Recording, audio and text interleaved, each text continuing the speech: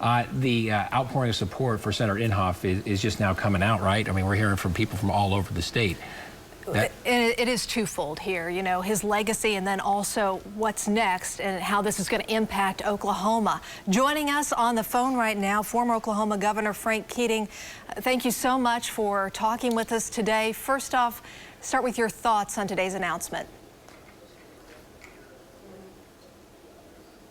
I was surprised when he ran for re-election, but Jim got me into politics. He's a few years older than I, but there is a time, as George Washington taught us, when to get off the stage.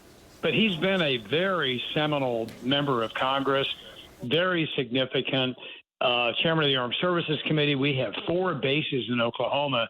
So to have him there was absolutely essential.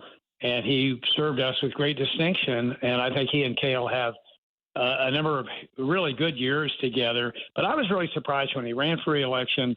He did, and I think now he feels it's time to step down.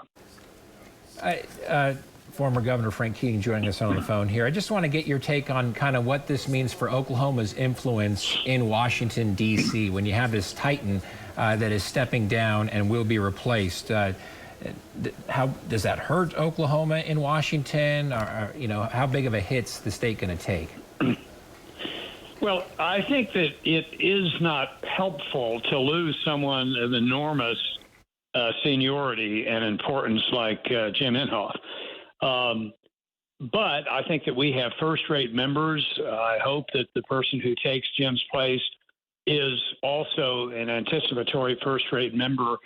But, you know, the chairman of the Armed Services Committee now he's the ranking member, I suspect. I think that's right. But in any event, that's pretty essential to have people like that. So we'll have to figure out as a state, where do we go from here? But I think we have a solid delegation, and hopefully somebody can step into Jim's shoes. But again, when you have 4 bases in the state, they are indispensable to the success of our enterprises here. They're hugely significant to the economy. And to lose Jim is going to hurt, but I'm hoping others will step up and be able to carry all these bases across the goal line. And what do you see his legacy being for Oklahoma? Well, he's the longest-serving member of the U.S. Senate. I know he got me into politics. I was a state House member, and he was a state senator.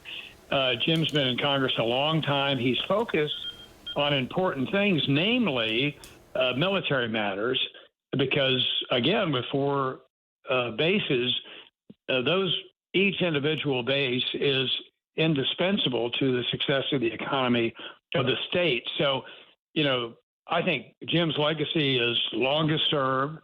No scandal. I mean, he always was focused on his job. And in the military world, in the base world, Jim Inhofe was obviously a very, very, very important long-term player, and he will really be missed. Former Governor Frank Keating, we appreciate your thoughts this afternoon. Sure enough. Thank you all. Bye-bye. Thank you. Okay, we'll